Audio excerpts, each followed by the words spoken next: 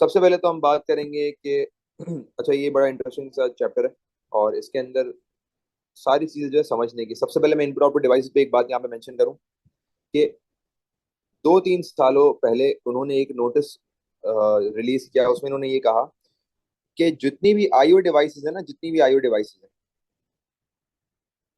IO devices की जो भी वर्किंग है, वर्किंग या स्टेप्स मतलब काम किस तरह कर रही है, पूरा A to Z are not included in syllabus. Sir जो प्रोसीजर की आप बात कर रहे हैं। हाँ, जो सब के प्रोसीजर्स है ना, सिर्फ इनपुट आउटपुट डिवाइस। अब आप ये मत समझना आप लोग कि मैं स्टोरेज डिवाइस की बात कर रहा हूँ, सिर्फ इनपुट आउटपुट डिवाइस की बात कर रहा हूँ कि इनपुट आउटपुट डिवाइस की जितनी भी वर्किंग्स हैं, जितने भी स्टेप्स हैं, कि फॉर एग्जांपल अगर एक प्रिंटर की बात हो रही है तो प्रिंटर का A to Z सारा स्टेप किस तरह काम कर रहा है। अगर मैं एक माउस की बात कर रहा हूँ तो माउस जो है, माउस का जो कर्सर है, अगर माउस का कर्सर जो आ रहा है वो माउस का कर्सर किस तरह आ रहा है, पूरा का पूरा प्रोसीजर नहीं। तो फिर अगर वर्किंग हट गई तो फिर क्या देगा भाई, वो क्या पूछ सकता है वो देख लो। वो पूछ सकता है डेफिनेशंस, वो पूछ सकता है एडवांटेजेस, एग्जामिनर पूछ सकता है डिसएडवांटेजेस। ये सब चीजें एग्जामिनर इनपुट आउटपुट डिवाइसेस से में से आपसे पूछेगा। The examiner will not ask the whole working, the whole procedure of the input output devices. चलें स्टार्ट करते हैं from the input device. Input device क्या होती है भाई, हम सबको पता है। इनपुट डिवाइस की डेफिनेशन क्या होगी? एक ऐसी डिवाइस जो क्या करे, यूजर से इनपुट। यूजर से इनपुट ले और प्रोसेसर को सिग्नल भेजे। ठीक है ना? सीधी सीधी सी क्या होगी भाई, एक ऐसी device, input devices are devices which give input signals to processors, या आप कंप्यूटर कह सकते हो, and command the computer to do a task. कोई भी एक काम उसको दे देंगे, कोई कहीं पे भी क्लिक किया, कोई भी फाइल को ओपन करना, कोई भी गेम ओपन करना, कोई चीज डिलीट करना, कोई चीज फॉर्मेट करना, कोई भी चीज आप क्रॉप करना, जूम करना, कोई भी काम हो सकता है, कुछ भी सही है। वो एक इनपुट डिवाइस हो जाएगी जो भी सिग्नल्स पास ऑन कर रही हो कंप्यूटर को। पहली इनपुट डिवाइस हम जो यहाँ पे स्टार्ट कर रहे हैं दैट इज बारकोड स्कैनर। अच्छा, बारकोड स्कैनर की जब हम बात करते हैं तो भाई बारकोड स्कैनर के हमें हमारे जहन में ऐसी लाइंस आती हैं, ऐसे ही है, ऐसी लाइंस आती है ना हमारे जहन में। तो बिल्कुल आपके जहन में बिल्कुल सही लाइंस सर आती ये हैं। कौन सी बुक है? ये नोट्स है, नोट्स, थ्योरी नोट्स। तो बारकोड आपके स्कैनर नोट्स की में जब कौन सी बुक बात है आती ये? है page number paper 51। One theory? Paper one, paper 1 theory, बिल्कुल। बेटा ये थ्योरी तो एक ही है ना, बुकलेट मैंने थ्योरी नो बुकलेट एक ही दी है, बाकी तो सारी जैसे मेरा वर्किंग वाली है। 51 पेज पे कुछ पास और है। पेपर्स वाली वो आगे पीछे होगा, 51 पे नहीं होगा तो 52, 50 पे होगा। इनपुट आउटपुट डिवाइसेस कौन कह रहा है ये? सर अरशद अरशद अच्छा, अरशद। ओके, ठीक है। ठीक है, तो भाई आपको सिंपल सिंपल आपको ये बात पता है कि भाई वो डिवाइस जो इनपुट सिग्नल्स देगी आपके पास, that is known as input device. ठीक हो गया? फिर आगे बात करते हैं हम बारकोड स्कैनर की। तो भाई बारकोड स्कैनर का आपको ये समझना है, पहले बारकोड का कॉन्सेप्ट समझ लो। बारकोड का कॉन्सेप्ट ये है कि barcode is a series of dark and light parallel lines. ठीक है? Dark and light parallel lines का मतलब है कि भाई डिफरेंट लाइंस होंगी इसके अंदर आपके पास। आप समझ लें कि इसमें बहुत सारी ऐसी लाइंस होंगी जिसमें गैप आ रहा होगा, वो व्हाइट लाइंस है, और जितनी भी ब्लैक लाइंस है ये आपके पास एक पूरा combination of black and white lines will be a barcode. सही है? आई थिंक यहाँ पे ग्रामेटिकल एरर आ रहा है। हाँ, यहाँ पे लाइंस है, ठीक है। Dark and light lines each represented by a unique series of varying thickness। तो बहुत सारी लाइंस होंगी और उसके अंदर थिकनेस भी वेरी कर रही होगी, कोई थोड़ा ज्यादा थिक होगा, कोई थोड़ी पतली लाइन होगी, कोई थोड़ी सी थिक लाइन होगी, कोई थिन लाइन होगी। ठीक है? तो इनके कॉम्बिनेशन को हम बार कोड कहते हैं। बार्स का कोड मतलब डिफरेंट बार्स, लाइंस को बार्स कहते हैं ना, तो डिफरेंट बार्स का एक कोड बन गया। और आपने एक और चीज देखी होगी, इन लाइंस के नीचे आपके पास नंबर्स भी लिखे हुए होते हैं, 1 5। ये देखा आपने, 1503 जी ये sir, number. ISBN। Yes sir, हाँ, आईएसबीएन और मॉड्यूलर ये लैंग्वेज। नंबर लिखा हुआ है। बिल्कुल ऐसा ही है। तो ये नंबर्स आपको ये पूरा बारकोड होता है, इसके थ्रू आप इजीली डिफरेंट शॉपिंग स्टोर्स पे आप आइटम्स की जो है प्राइसेस देख लेते हैं और इन्फॉर्मेशन देख लेते हैं। अब जो इसका प्रोसेस है, अब क्योंकि देखो भाई प्रोसेस तो आएगा नहीं ना, अब प्रोसेस तो हमारा पूरा आएगा नहीं, लेकिन हम प्रोसेस को इसलिए पढ़ेंगे क्योंकि इसमें से कोई चीज पूछ ली तो एक आध मार्क्स के लिए, कोई डेफिनेशन पूछ ली, बारकोड का काम क्या है, ये तो पता होना चाहिए ना। तो हम प्रोसेस को एक दफा गो थ्रू कर लेते हैं, लेकिन पूरा प्रोसेस नहीं पूछेगा। It is scanned using a barcode reader. It is scanned using a barcode scanner through a red laser. भाई बारकोड स्कैनर से ये आप स्कैन होगा थ्रू अ रेड लेजर, एक रेड लेजर से इसको स्कैन करना होगा। Light is reflected back off in the barcode scanner through red laser. Light is reflected, अच्छा ये रिपीट हुआ है, reflected light is read by sensors, pattern is generated which is converted into digital data. अब जरा देखो हो क्या रहा है, ये बारकोड है और आपके सामने मैंने एक बारकोड स्कैनर बना दिया यहाँ पे। जब भी कैशियर बारकोड स्कैनर को बारकोड के सामने रखता है तो बारकोड स्कैनर एक लेजर थ्रो करता है। तो देखिएगा लेजर थ्रो करता है तो लेजर जो है यहाँ से रिफ्लेक्ट बैक होता है। जो भी रिफ्लेक्ट बैक होता है ना उसका पैटर्न बारकोड स्कैनर सेव कर लेता है और उस पैटर्न को, वो पैटर्न जो है ना वो डिजिटल डेटा में होता है, मतलब जीरोस एंड वंस में होता है। उस डिजिटल डेटा का पैटर्न सेव करके उसको फॉरवर्ड कर देता है आगे। ये होता है काम बारकोड स्कैनर का काम, सही है। तो लाइट जो है रिफ्लेक्ट होती है बारकोड रीडर के अंदर। ये जो बारकोड सेंसर है इसमें बहुत सारे सेंसर लगे हुए होते हैं। ये सेंसर इसको रिकॉर्ड करते हैं, रीड करते हैं और एक पैटर्न जनरेट करके आगे भेजते हैं। ये बारकोड का कॉन्सेप्ट है, ठीक है। फिर हम बात करते हैं एडवांटेजेस पे। और कौन से एडवांटेजेस के भाई, what will be the advantages for the barcode to the management. Management कैसे फैसिलिटेट करती है, मतलब फॉर एग्जांपल अगर कोई सुपर स्टोर है तो सुपर स्टोर के मैनेजमेंट को क्या फायदे हैं। तो भाई सबसे पहला फायदा क्या है कि easier and faster to alter prices. देखो किसी भी चीज के प्राइस ऑल्टर करनी है तो मुझे बार बार कोई भी कबर्ड के ऊपर नाम या फिर टैग्स नहीं लगाने पड़ेंगे। मैं क्या करूंगा, आइटम का बारकोड बदलूंगा, जैसे ही बारकोड चेंज होंगे तो सारी वैल्यूज ऑटोमेटिकली चेंज हो जाएंगी क्योंकि बारकोड्स को हमने ऐड कर दिया एडिट। तो कभी कभार ऐसा देखो, कभी कभार ऐसा भी होता है कि पुराने बारकोड के ऊपर एक नया बारकोड लगा हुआ होता है। ये भी देखना, नया बारकोड का मतलब है ये आपका अपडेटेड बारकोड है, सही है। तो बार बार हर आइटम के रेट चेंज करना मुश्किल नहीं होगा, इजी हो जाएगा। No need to price each item. भाई हर आइटम को प्राइस करने की जरूरत नहीं है। आपने एक बारकोड फिक्स कर दिया, अब वो बारकोड के ऊपर जो जो रीड करता जाएगा उस आइटम के ऊपर डेटा आता जाएगा। Allows automatic stock control. ये क्या होता है ऑटोमेटिक स्टॉक कंट्रोल, जी भाई सर ये बताएगा कोई। सर ये ऑटोमेटिकली कंट्रोल होता है कि क्या क्या कितना चीज, सामान आ रहा है जा रहा है, उसकी बिल्कुल ऐसा ही कैलकुलेशन है, वगैरह। बिल्कुल ऐसा ही है कि फॉर एग्जांपल अगर मैं बात कर रहा हूँ शुगर की, तो फॉर एग्जांपल एक दिन में 100 kg शुगर आ रही है तो 100 kg में से 60 kg जा रही है, पीछे 40 kg बैकअप है, तो नेक्स्ट डे कितना मंगवाना है भाई, 60 kg मंगवाना है ताकि वो 100 kg बन जाए। फिर उसके अगले दिन 70 kg सेल हो गया। तो ये सारा का सारा रिकॉर्ड जो है वो बारकोड से ऑलरेडी स्टोर हो रहा है। मतलब आपको बार बार देखने की जरूरत नहीं है कि शेल्फ में कितनी शुगर पड़ी है या नहीं।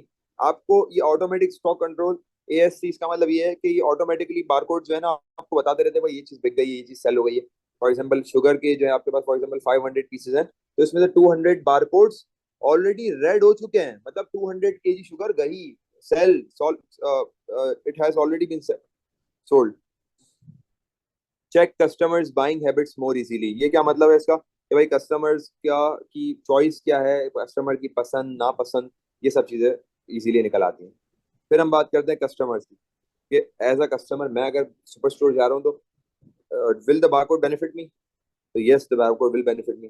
भाई फास्टर चेकआउट्स, जो भी आपके पास बंदा बैठा हुआ है चेक उस पे क्या कहते हैं उसको अकाउंट पे, वो बार बार जो कैशियर है उसको बार बार हर आइटम के हिसाब से उसका नाम नहीं लिखना पड़ेगा, वो डायरेक्ट स्कैन करेगा, स्कैन स्कैन स्कैन। तो again and again if is scanning at a good rate तो ज्यादा टाइम नहीं लगेगा, समझ रहे बात।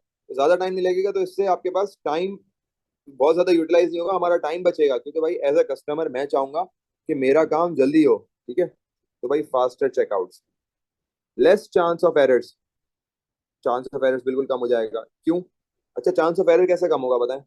सर क्योंकि मैनुअल कैलकुलेशन नहीं हो रही, सिस्टम खुद ही रीड करके कैलकुलेशन बिल्कुल कर रहा है। बिल्कुल ऐसा ही है भाई, बेहतरीन हो गया कि भाई कोई मैनुअल कैलकुलेशन नहीं हो रही, आप हाथ से कोई आइटम का नाम नहीं ऐड कर पा रहे, आप डायरेक्ट स्कैन कर रहे हो। तो भाई जब आप स्कैन कर रहे हो तो कोई गलती होगी नहीं होगी क्योंकि आप तो हैंड रिटन में तो नहीं बता रहे ना, तो भाई कोई चांस ऑफ एरर बल्कि मिनिमम चांस ऑफ एरर हो जाएगा। अच्छा गेट एन आइटमाइज बिल, इसका क्या मतलब है भाई, फिर गेट एन प्रोडक्ट के आइटमाइज, लिहाज से जो है कि उसका बिल आ जाएगा कि रिसीट मिल क्या जाती लिया, है। कितनी क्वांटिटी में और टोटल क्या है उसका। हाँ उसमें बिल्कुल सारे आइटम्स लिस्टेड होते हैं। बिल्कुल। तो उसका जो है ना आपके पास प्रॉपर आइटम के हिसाब से बिल निकल के आ जाएगा कि उसकी डेट और किस दिन आपके पास ये प्रोडक्ट आया है, किस दिन आपके पास कस्टमर आया था, कस्टमर का टाइम, मतलब एक एक चीज जो इसमें आ जाएगी। हर एक एक चीज जो है आपके पास इजीली स्कैन होके आ जाएगी, उसका आपके पास डेट आ जाएगी, कब हुआ है ये आ जाएगा, मतलब हर चीज ए टू जी, ठीक है। फिर बात करते हैं भाई discounts can be availed easily. सबसे बड़ा फायदा ये भाई डिस्काउंट इजीली अवेल कर सकते हैं। मतलब कभी कभार ये लोग क्या करते हैं कि बारकोड को थोड़ा सा एडिट कर लेते हैं। देखो बारकोड सब पे लगे हुए हैं, सही है। फॉर एग्जांपल एक प्रोडक्ट है जिसके 100 पीसेज हैं, सही है, सब पे बारकोड लगे हुए हैं। अब उस प्रोडक्ट में कोई भी चेंजेस करनी हो तो क्या 100 पीसेज पे चेंजेस करूंगा? नहीं, एक बारकोड पे चेंजेस करूंगा। एक बारकोड पे मैंने उसको एडिट करके उसकी वैल्यूज को चेंजेस कर दूंगा। फॉर एग्जांपल मैं 20% डिस्काउंट ले आया हूँ, तो ऑटोमेटिकली 100 पीसेस के जो बारकोड्स होंगे वो अपडेट हो जाएंगे। तो डिस्काउंट लगाना ईजी है। अब डिस्काउंट के चक्कर में हर आइटम का टैग हटाना, लगाना, शेल्फ के रेट्स चेंज करना, it will be very hectic. तो बारकोड बहुत ज्यादा फायदेमंद है। आगे बढ़ते हैं। QR कोड, जिसको हम बोलते हैं क्विक रिस्पॉन्स कोड। जी भाई, ये क्या चीज होती है? Quick response code. Quick response code consist of a large and small black square box assigned in a pattern. तो भाई बहुत सारे स्क्वायर बॉक्सेस होते हैं ब्लैक। तो जैसे गोल उठलो पे वो होता है स्कैन करने बिल्कुल के ऐसा लिए। ही है, बिल्कुल ऐसा ही है। QR कोड आपने गोल उठलो वाले जो है आप हम इस्तेमाल करते हैं। इसके अलावा इंटरनेट, भाई वाईफाई का आजकल क्या हो रहा है, हम हमें पासवर्ड याद नहीं होता तो हम दूसरे को क्या बोलते हैं, यार मुझे जरा QR कोड दिखाना, QR स्कैन करो। तो आपके पास डिफरेंट ब्लॉक्स के जो है आपके पास QR कोड्स होते हैं। इस तरह ब्लॉक्स होते हैं, ऐसा ब्लॉक होता है, फिर इसके अलावा छोटे छोटे ब्लॉक्स होते हैं। ऐसा ही है ना, ये आपके पास आ जाता है QR कोड। इसकी शायद डायग्राम भी बनी हुई होगी नीचे, नहीं बनी हुई, चले। तो QR कोड आपको याद तो आ गया होगा किस तरीके से होता है QR कोड। ऐसे बहुत सारे आपके पास जो है ना यूनिक पैटर्न्स बने हुए होते हैं स्क्वायर्स के। कुछ आपके पास स्मॉल होते हैं, कुछ डार्क होते हैं, सही है, होते सारे ब्लैक ही हैं। कुछ स्मॉल होते हैं, कुछ लार्ज होते हैं, ठीक है, इस तरीके से बहुत सारे होते हैं। क्लियर है? अच्छा, कभी कभार इसमें बीच में पैटर्न भी बना हुआ होता है, कोई चीज किसी चीज का पैटर्न भी बना हुआ आ रहा होता है बीच में। अच्छा, फिर हम बात करते हैं आगे।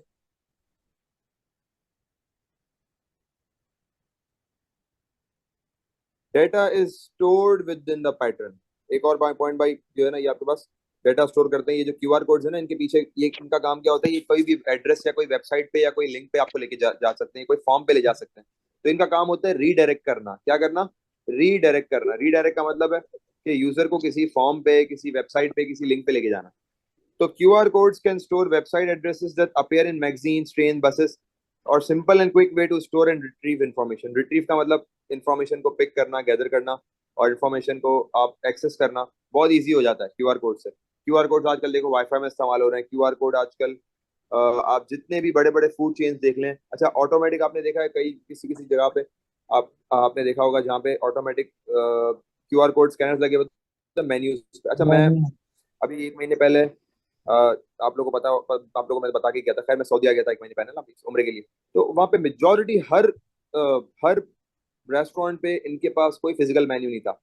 All all they had was a picture, और इतना प्यारा उनका मेन्यू था। उनका मेन्यू क्या था? उनका मेन्यू कुछ भी नहीं था। उनका एक वुडन का बोर्ड था, और उस बोर्ड के अंदर उनका एक QR कोड था। There was a name written and they had a QR code. उस कोड को हमें क्या करना था भाई? अपने मोबाइल से स्कैन करना था। हमने इसको स्कैन किया, और हमने स्कैन करने के बाद जैसे ही, अच्छा स्कैन करने की जाहिर सी बात है फिर वाईफाई भी होना चाहिए। तो हमने इसको स्कैन किया QR कोड को, तो हमें एक लिंक इनकी ओपन हो गई, इनकी वेबसाइट ओपन हो गई। तो उनकी वेबसाइट पे पूरा मेन्यू ओपन हो गया। तो कोई पेपर वर्क ही नहीं था।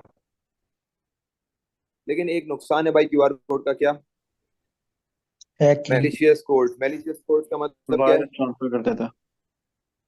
वायरस ट्रांसफर कर सकता है, ये सही है ना। ये थोड़ा सा डर है इसका कि ये वायरस ट्रांसफर ना कर दे। चले भाई आगे बढ़ते हैं।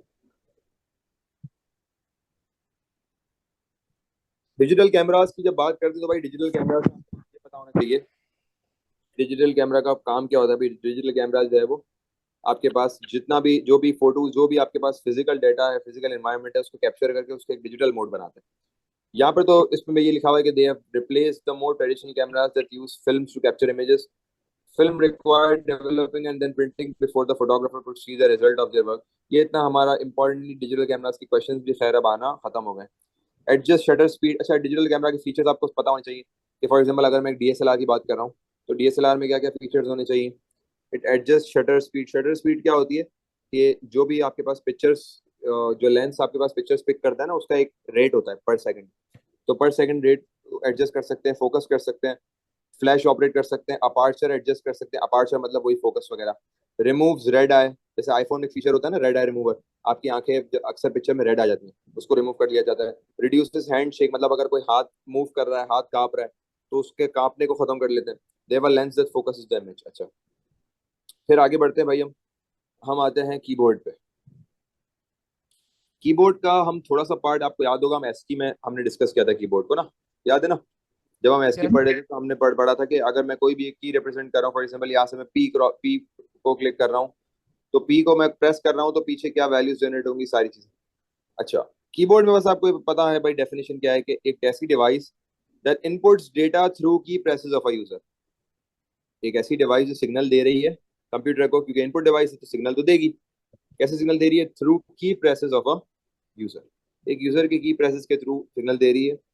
व्हेन अ की इज प्रेस्ड, जब भी की प्रेस हो रही है, it completes a circuit and a signal is sent to the microprocessor which interprets which key has been pressed. तो एक पूरा प्रोसेस हो गया कि भाई कोई भी की प्रेस करी तो सर्किट कंप्लीट हुआ, उसकी एस की वैल्यू गई, उसकी एस की वैल्यू कन्वर्ट हुई बाइनरी में, और बाइनरी किसको समझ में आई? कंप्यूटर को। ठीक है सर भाई? एक क्वेश्चन है जी। सर। अब ये की जब हमने प्रेस किया एक सिग्नल जनरेट हुआ, तो अब यहाँ पर कंट्रोल बस लेके जाएगी उस सिग्नल को? नहीं, अब जब सिग्नल जनरेट हुआ तो अब हम बात, ये जो सिग्नल जनरेट हुआ, अब इसमें नहीं, इसमें आपको ये देखना है कि यहाँ पे आपके पास बसेस वगैरह का काम नहीं है, यहाँ पे आपके पास जो बात है वो इलेक्ट्रिक सिग्नल्स का काम है। ये जो डेटा ट्रांसफर कर रहे हैं इलेक्ट्रिक सिग्नल्स ट्रांसफर कर रहे हैं। फिर उसके बाद जो पीछे आपके पास माइक्रो प्रोसेसर तक बात आएगी ना, यहाँ पे फिर बसेस इन्वॉल्व हो जाती हैं। Control bus, address bus, data bus, ये यहाँ पे फिर बसेस एक्टिवेट हो जाएंगी। इससे पहले जो है ना वो आपके पास इलेक्ट्रिकल सिग्नल सर्किट्स ये क्लोज हो गए। ठीक है, सर, फिर बात करते हैं। जी। डीएसएलआर की फुल फॉर्म क्या होती है? डीएसएलआर की फुल फॉर्म इंपॉर्टेंट नहीं है हमारे सिलेबस में, मुझे पता तो थी, मेरे जहन से निकल गई। डीएसएलआर की डिजिटल क्या होती है यार? एक सेंसर। सेकंड, हाँ भाई गूगल करें जरा इसको। डिजिटल कैमरा लगा। डीएसएलआर फुल फॉर्म, अगर मैं फोटोग्राफर होता तो बिल्कुल बताता भाई। डिजिटल डीएसएलआर की फुल फॉर्म है digital single lens reflex. Digital single lens reflex, ये है इसकी फुल फॉर्म, जरूरत नहीं है इसकी। सही है, ये तुमने पूछा तो मैंने तुम्हारी इन्फॉर्मेशन में इजाफा कर दिया। अच्छा सर, ये जी, जी सर बोल। ये कीबोर्ड के अंदर इर्गोनॉमिक कीबोर्ड के बारे में पूछ सकते हैं? किसके बारे में? इर्गोनॉमिक कीबोर्ड जो न्यू नहीं, इकोनॉमी निकाला है कीबोर्ड के बारे में जिससे वो नहीं। हैंड नहीं कर। नहीं, कीबोर्ड के अंदर एक चीज पूछ सकता है इकोनॉमी कीबोर्ड नहीं, वो ये पूछता है कि कीबोर्ड का एक मसला है इस्तेमाल करने का, ड्रॉबैक, एक डिसएडवांटेज है, एक इशू है इस्तेमाल करने का, क्या होगा बताओ? एक सर वो मसला हो हैंड जाता है। खराब हो जाते हैं, इंजरीज आ हाँ, जाती है। हाँ, बेसिकली क्या होता है, कीबोर्ड बहुत ज्यादा यूज करते हैं ना जो लोग, बहुत ज्यादा उनके हाथों में दर्द होना शुरू हो जाता है, फिंगर पाल्म बहुत ज्यादा, तो उसको आप वो जो हैंड इंजरी हो जाती है उनको, तो ये वो जो हैंड इंजरी होती है ना, वो आपके पास एक इशू है कि इसको कीबोर्ड को कम यूज करा जाता है, कि उससे जो है ना वो आपके पास फिंगर्स वगैरह हैंड इंजरी हो जाती है। हैंड इंजरी का मतलब ये है कि बहुत ज्यादा प्रेस हो रहे हैं तो आपके हाथ झुक गए, ठीक है, या कोई मसला आ गया आपके हाथों में बहुत ज्यादा कीबोर्ड यूज करने की वजह से, तो उनके लिए फिर आपके पास कीबोर्ड से एक अच्छा ऑप्शन आता है। फॉर एग्जाम्पल अगर इर्गोनॉमिक। मैंने बात करी, क्या होता है? इर्गोनॉमिक। नहीं, ये सर। कीबोर्ड को एक चीज से रिप्लेस किया है, वो क्या है? Mechanical keyboard. नहीं, डिजिटल कीबोर्ड। नहीं, सर वो जो एप्पल पेंसिल वगैरह वाला सीन तो नहीं है? नहीं, नहीं सर भाई, लैपटॉप का जो वो होता आजकल है डिजिटल नहीं, कीबोर्ड। नहीं वॉइस आजकल, टाइपिंग। नहीं आजकल आर्गो। मैं आप सुन तो माउस। लो, सुन तो लो। रोबोट। आजकल कहीं पे भी, नहीं नहीं, आजकल कहीं पे भी आप जो भी मेन्यूज वगैरह लिखने जाते हैं आप, अच्छा सेल्फ मेन्यूज देखे ना आप लोगों ने? जैसे हाँ सर, वो नाम ड्रॉप डाउन मेन्यू।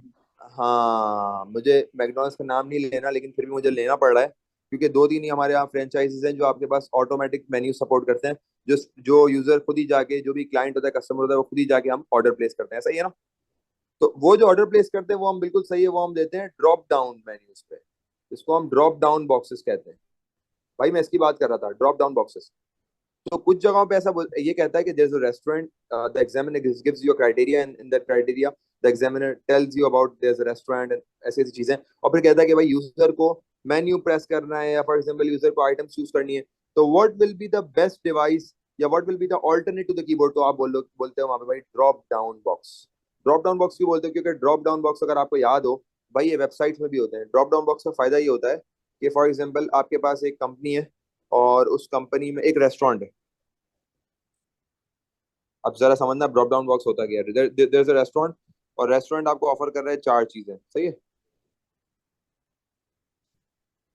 अब जो रेस्टोरेंट 4 चीजें ऑफर कर रहा है, फॉर एग्जांपल रेस्टोरेंट आपको ऑफर कर रहा है बर्गर्स, ठीक है, और रोल्स और फ्राइज और ड्रिंक, सही है। 4 चीजें ऑफर कर रहा है भाई। अब जब आप बर्गर्स पे क्लिक करोगे तो क्या होगा? इसका एक बर्गर और पे ड्रॉप डाउन आगे ओपन हो जाएगा। ऑप्शंस खुल जाएंगे। हाँ, बर्गर्स का एक और ड्रॉप डाउन ओपन हो जाएगा। तो भाई इसका फिर आपके पास कि मुझे 2-3 बर्गर बॉस के, मैं बर्गर्स खाता हूँ तो मुझे 2-3 ऑप्शन याद है। तो खैर, तो भाई यहाँ से आपके पास फिर बर्गर जो है ये डायनामाइट और ये वो जो आपको पता है शशके जो ये लोग डालते हैं, और आप कह लो कि चिकन बर्गर या फिर beef burger and triple patty और जो मतलब बहुत सारे। फिर उसको भी ऑप्शन क्लिक करोगे, for example I have chosen beef burger, तो उसमें आएगा फिर आपके पास के डबल बीफ या सिंगल बीफ या मतलब डबल पैटी या सिंगल पैटी। मतलब ड्रॉप डाउन बॉक्स से फायदा क्या होगा कि आपको खुद से पूरा कमांड नहीं लिखना पड़ रहा। आप ऑप्शन में जा रहे हो, फिर इसकी सब कैटेगरी ओपन हो रही है, फिर सब कैटेगरी, फिर सब कैटेगरी, तो आपके लिए आसान हो गया। हम्म। सही है ना? तो ये ड्रॉप डाउन बॉक्सेस के बारे में पूछ लेता है। तो इसके फायदे क्या है भाई? एरर नहीं होता यूजर्स, इजीली आपके पास there is no chance of error, कोई इंजरी नहीं है, सेफ है, ठीक है, कोई आपके पास और कोई इशू नहीं है, फास्ट टाइम है, टाइम बचाता है, स्पेलिंग मिस्टेक्स नहीं होंगी, ठीक है। क्लियर हो गया सबको? Yes yes sir. सर। आगे बात यस करते हैं। Sir, good to go. अब फिर आता है आपके पास माइक्रोफोन। माइक्रोफोन का जिक्र हम यहाँ पे करेंगे, पहले भी हमने जिक्र किया था, आपको याद होगा शायद जब हम एनालॉग टू डिजिटल कन्वर्टर पढ़ रहे थे तो हमने माइक्रोफोन का जिक्र किया था। अगेन माइक्रोफोन आता है यहाँ पे। Microphone are used to input sound into a computer when the microphone picks up sound. तो क्या होता है भाई? अब ये देखो सारा प्रोसेस आ गया, लेकिन मैंने आपको ये बताया कि प्रोसेस को हम एक दफा देख लेंगे बस। जो जिनका वो भी कुछ का प्रोसेस देखेंगे, कुछ की बस डेफिनेशन देखेंगे। तो जब माइक्रोफोन साउंड को पिक करता है तो क्या होता है? There is a diaphragm. Diaphragm का मतलब एक एक जाली लगी हुई होती है उसमें, there is a net inside the microphone, vibrates producing an electric signal.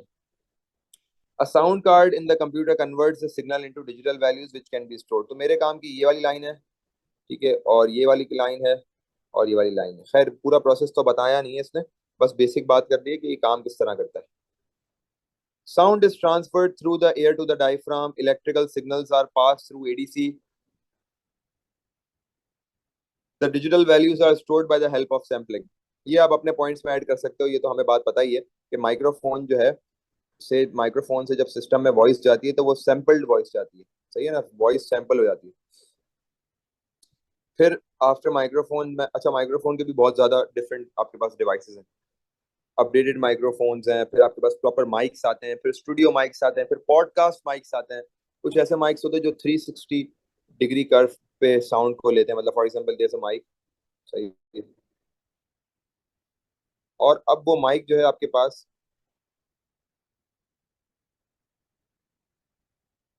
अब वो जो माइक है ना वो 360 डिग्री पे वॉइस को कैप्चर कर रहा है। कुछ माइक होते हैं वो 180 डिग्री पे वॉइस को कैप्चर करते हैं। मतलब वो जाहिर सी बात है, हर किसी का अपना मतलब वो होता है कि उसकी जितनी कैपेसिटी है, जितना महंगा माइक होगा, जितना अच्छा माइक होगा, जितनी इंप्रूव क्वालिटी होगी।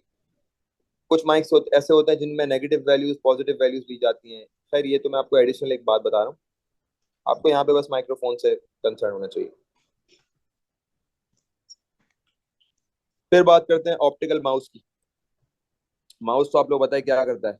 A small device that the computer user pushes across a desk surface in order to point to a place on the display screen. सही है भाई। माउस क्या है? माउस सिंपल ये आपके पास में कर्सर होता है।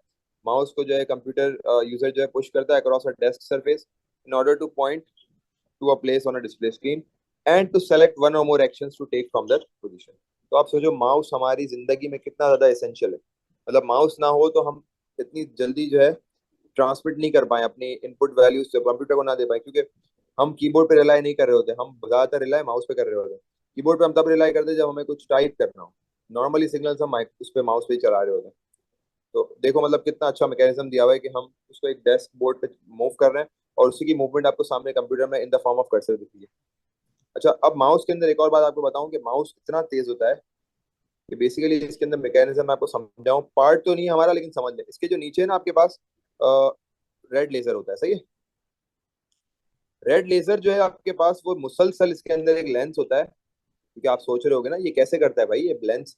इसके जो आपके पास कंप्यूटर स्क्रीन है उसमें जो कर्सर है, how does it trace the cursor, मतलब how just tell me the logic. तो उसके नीचे आपके पास एक लेंस होता है और बहुत सारे जो है ना आपके पास रेड लेजर लाइट्स होती हैं, वो बार बार लेंस को टच कर रही होती हैं और फिर रिफ्लेक्ट हो रही होती है।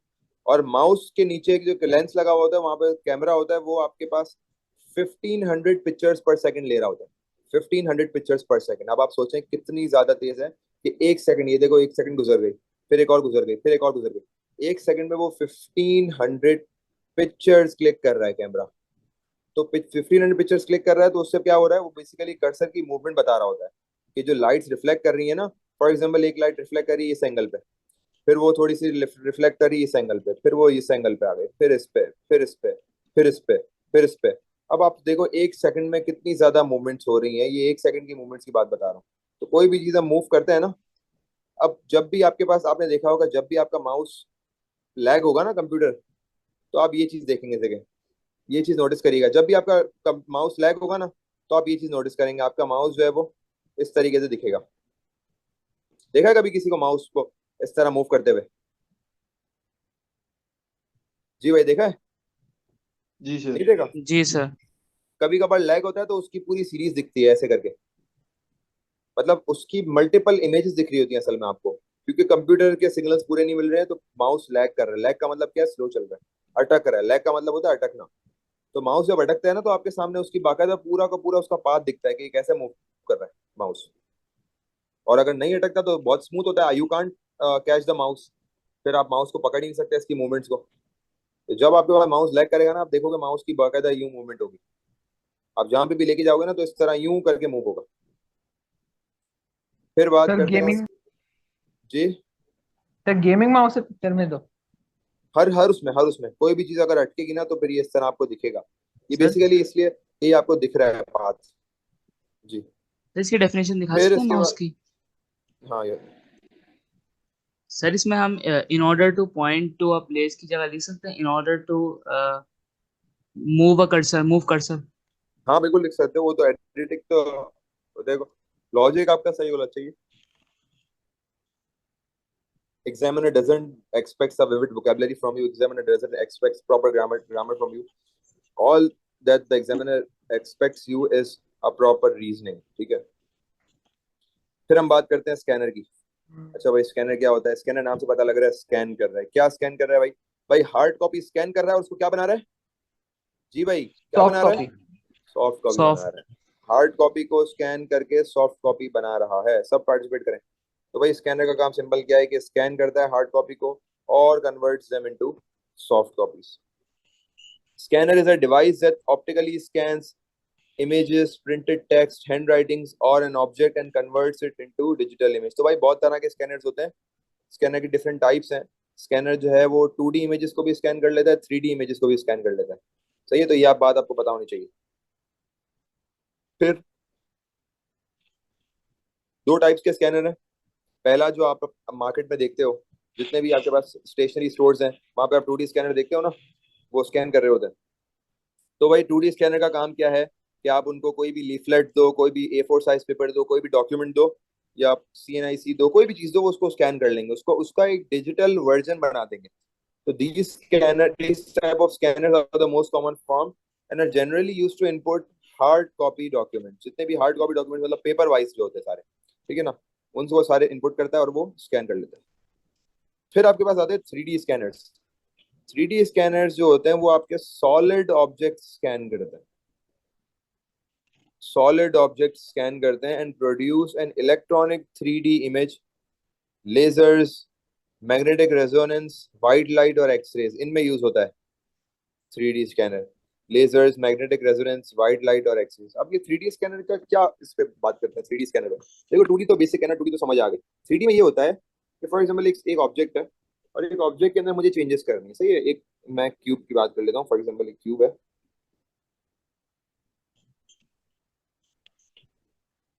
अब इस क्यूब में मैं चाह रहा हूँ कि मैं इसकी जो है लेंथ है, ब्रेथ है, विड्थ है, जो भी है, मुझे इसमें कुछ चेंजिंग करनी है, एडिट करनी है मुझे। तो मैं क्या करूंगा, पहले इस क्यूब को प्रॉपरली एनालाइज करूंगा ना। तो मैंने इस क्यूब को करा स्कैन, और मैंने स्कैन किसके थ्रू किया भाई, मैंने स्कैन किया थ्रू 3D स्कैनर। अब 3D स्कैनर ऐसा होता है, देखें एक बॉक्स होता है पूरा, इस तरह एक बॉक्स होगा। एक बॉक्स के अंदर इसको डाला जाएगा, बॉक्स के अंदर इसको डाल के फिर इसमें एक्सरेज आएंगी from all the sides, x-rays को टच करेंगे, एक्सरेज आएंगी, एक्सरेज पास होंगी, कुछ पेनिट्रेट करेंगी, कुछ पास करेंगी, कुछ ब्लॉक हो जाएंगी। फिर उसके एक डिजिटल इमेज बनेगी, उस एक्सरेज की बेसिस पे एक डिजिटल इमेज कंप्यूटर में बन के आएगी। और उसके अंदर एक एक चीज होगी, मतलब you can move the image to 360 degrees, you can move the image upside down. आपको एक एक चीज इसके बारे में पता लग जाएगी कि इसकी लेंथ कितनी है, इसकी विड्थ कितनी है। ये होता है 3D स्कैनर का काम, कि वो कोई भी 3D ऑब्जेक्ट को, 3D ऑब्जेक्ट का मतलब ऐसी ऐसा ऑब्जेक्ट जो आपकी फिजिकल अपीयरेंस में हो, कोई क्यूब हो, कोई स्फेरिकल हो, कोई कोई कोई भी ऐसी चीज जो आपके पास, जो आप इसको पकड़ सके प्रॉपर्ली। सही है, तो ये हो गया 2D स्कैनर और 3D स्कैनर। फिर आपके पास अगली चीज आती है टच स्क्रीन्स। और टच स्क्रीन्स आपके पास अलग अलग different type of touch screens हैं, इस पे बात करते हैं। तो touch screens are now a very common form of input device. They allow simple touch to launch an application or to carry out many of the functions of pointing devices. तो touch screens का भाई बहुत बहुत ज्यादा common form है, बहुत ज्यादा popular है, देखो हर बंदे के पास है। ये एक ऐसी इनपुट डिवाइस है जो हर बंदे के पास है, ठीक है। तो ये एक इनपुट डिवाइस है। अच्छा, अब बच्चे कुछ पता है क्या सोचते हैं, क्या टच स्क्रीन एक आउटपुट डिवाइस है या एक इनपुट डिवाइस है? भाई जब touch screen as an input signals के लिए यूज होगी तो वो एक इनपुट डिवाइस है, ठीक है। They allow simple touch to launch an application or to carry out many of the functions of pointing device. अब जहां पर आप माउस यूज कर रहे हो, आप वही वाला काम आप अपने फिंगर टिप से करेंगे। Three types of touch screens are there, capacitive, resistive और इंफ्रारेड। पहले बात करते हैं कैपेसिटिव की। What is capacitive resistance, capacitive touch screen. Capacitive touch screen में आपके पास याद रखिएगा, it has electromagnetic waves. Capacitive screen का अगर मैं आपको थोड़ा सा इमेज बना के दिखाऊं कि एक डिवाइस है जिसमें कैपेसिटिव है, सही है। अब इसमें आपके पास बहुत सारी इलेक्ट्रोमैग्नेटिक वेव्स होंगी जो पास हो रही होंगी, सही है। अब क्या होता है, the circuit completes as the user touches the screen. For example user ने टच किया यहाँ पे, या फिर हम कर देते हैं यहाँ पे, यूजर ने यहाँ पे अपनी फिंगर टच करी है, तो यहाँ पर सर्किट कंप्लीट हो गया। कैसे हो गया है? बिकॉज जो भी फील्ड्स है ना यहाँ पे, जितनी भी फील्ड्स हैं वो डिस्टर्ब हो गई हैं। जरा समझना भाई, यहाँ पे क्लिक होने की वजह से ये जो ग्रीन लाइन आ रही है, ये ग्रीन लाइन आ रही है, ये ग्रीन लाइन आ रही है, यहाँ पे डिस्टर्ब हो गई। तो यहाँ पे ये स्पॉट को रिकॉर्ड कर लिया गया, इसके कोऑर्डिनेट्स रिकॉर्ड हो गए, तो पता लग गया भाई यूजर ने प्रेस यहाँ पे किया है, सही है। तो आप ये समझ लो कि बहुत सारी फील्ड्स होती हैं, और इस तरह तो नहीं होती वैसे, तो फील्ड इस तरह होती है, ऐसे ऐसे लाइंस वाली। तो ये जो फील्ड्स है ना, ये फील्ड डिस्टर्ब हो जाती हैं। ये फील्ड जो है वो कहीं पे भी क्लिक होने की वजह से वो डिस्टर्ब होती हैं, डिस्टर्ब होने की वजह से वो कोऑर्डिनेट रिकॉर्ड कर लिया जाता है। Only bare hands can be use, मतलब आप इसको ग्लव्स यूज करके नहीं चला सकते, याद रखिएगा। You can only use gloves, you can only use your bear hands, सही है।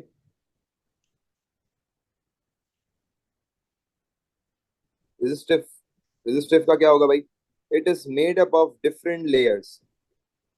बहुत सारी लेयर्स होती है रेजिस्टिव में, ठीक है।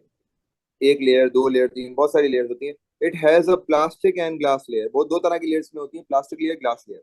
अच्छा, अब सबसे ऊपर वाली जो होती है ना आपके पास, वो आपके पास होती है ग्लास लेयर। अब होता क्या है, when the user touches the top layer, then the layer on that side is bent। अब देखो होता क्या है, ये देखें फॉर एग्जांपल आपके पास यहाँ पे एक स्क्रीन है रेजिस्टिव, और उसमें बहुत सारी लेयर्स हैं, सही है। मैं आपको दूसरे एंगल से बता रहा हूँ। अब जब भी यहाँ पे फॉर एग्जांपल जो ऊपर वाली ग्लास लेयर है, उस पर जब यूजर ने क्लिक किया, तो उसकी वजह से, उसके नीचे होने की वजह से क्या हुआ, ये वाली लेयर भी नीचे हुई, फिर ये वाली लेयर भी नीचे हुई, फिर ये वाली लेयर भी नीचे हुई, ये वाली लेयर भी नीचे हुई। तो यहाँ पे एक पूरा कॉन्टैक्ट बन गया लेयर्स का। तो इसकी वजह से जो नीचे बिल्कुल डाउन पे जो सर्किट था वो कंप्लीट हो गया, सही है ना, सर्किट मेरा कंप्लीट हो गया। Gloves can also be use to operate them. तो भाई आपके पास जो प्लास्टिक लेयर्स हैं वो ग्लास लेयर से कनेक्ट हुई होती है और ग्लास लेयर फाइनली सर्किट पूरा कर देती है। क्लियर हो गया भाई? सर ये सर्किट कैसे कंप्लीट हो गया, मतलब सिर्फ नीचे गई? सर्किट ऐसे कंप्लीट हो गया कि एक लेयर दूसरी लेयर को बेंड करती है, दूसरी तीसरी को, तीसरी चौथी को, बहुत सारी लेयर्स एक लाइन में होती है। तो नीचे आपके पास बिल्कुल मेन सर्किट लगा हुआ होता है, उसके ऊपर आके प्रेस हो जाती है, तो वहां पे सर्किट कंप्लीट हो जाता है उस पर्टिकुलर सर इसकी पॉइंट। एप्लीकेशन क्या है? अभी बताते हैं एप्लीकेशन में भी, अभी हम तीनों कंप्लीट करके फिर बात करेंगे एप्लीकेशन पे कि भाई इसकी एप्लीकेशन क्या हो सकती है, कहाँ कहाँ यूज होती है, अभी हम बात करेंगे स्क्रीन। फिर आते हैं इंफ्रारेड पे। हाँ भाई, इंफ्रारेड नाम से पता लग रहा है क्या करते हैं, क्या करेगी?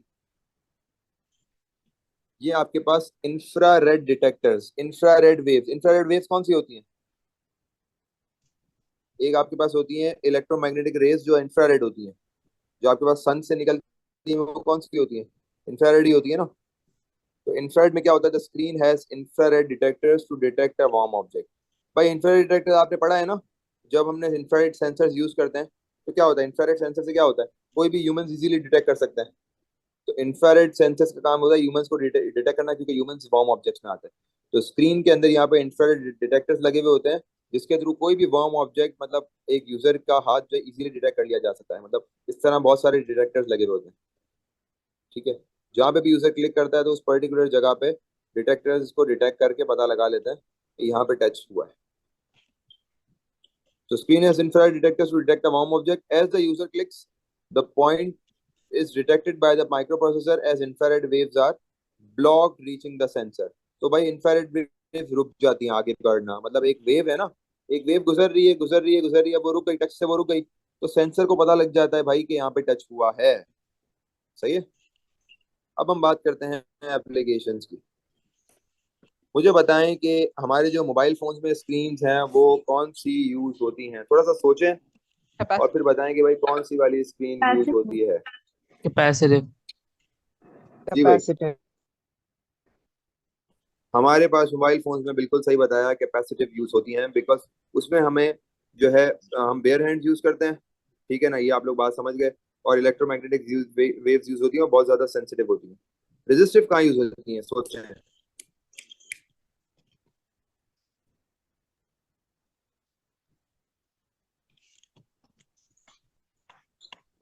रेजिस्टिव वहां यूज होती है जहां पर आपको सेंसिटिविटी की टेंशन नहीं है। वो कौन सी जगह होगी भाई? वो आपके पास, अब सबसे एटीएम। अच्छी एग्जांपल आपको एटीएम मशीन, बिल्कुल सही है। एटीएम मशीन जो आपके पास बैंक बैंक की मशीन होती हैं, वो जो छोटी वाली होती है ना बैंक की मशीन, इसके अंदर से आप इजीली कार्ड को एक्सेप्ट कर लेते हैं। एटीएम बैंक मशीन्स, वो जो क्या होती है यार, वो उसका कार्ड कार्ड रीडर्स, जितने भी मशीन्स होती हैं जो इजीली आपका बैंक कार्ड एक्सेप्ट कर लेती हैं। ठीक है ना, उसका भी कुछ नाम होता है ऐसे करके, जो शेप में बनी हुई होती है, ऐसे करके जो होती है, ऐसे। जिसमें यहाँ पे कार्ड आप इजीली इनपुट करते हो कार्ड से। फिर इसके अलावा और क्या हो सकता है? इजी पैसा की मशीन्स, जैस कैश की मशीन्स, मतलब ऐसी जगह जो कमर्शियल है, ये कमर्शियल स्क्रीन में आती है। हर कोई इस्तेमाल कर रहा है, हाथ खराब है साफ है, उस पर बार बार टच हो रहा है तो टेंशन नहीं है, क्योंकि सेंसिटिविटी का मसला नहीं है, प्लास्टिक लेयर्स है। अच्छा, इंफ्रारेड में क्या होता है भाई? इंफ्रारेड में आपके पास इंफ्रारेड की कोई प्रॉपर एप्लीकेशन नहीं, इंफ्रारेड लैपटॉप्स और मोबाइल्स में यूज होती भी आ रही है, लेकिन अब कैपेसिटिव आ गई है। ठीक है भाई, तो ये सब इसकी थी एप्लीकेशन। अब हम इसको यहाँ से ही हम कंटिन्यू करेंगे, सेंसर्स वगैरह ये सारी चीजें यहाँ से ही कंटिन्यू होंगी। तो हमने आज इनपुट डिवाइसेस पे अच्छा खासा टाइम लगाया, हमने समझा कि ये डिवाइस क्या होती है। फिर उसके बाद हमारे पास एक सेंसर रहता है और फिर आउटपुट डिवाइसेस यहाँ से कंटिन्यू हो जाएंगे। सही है।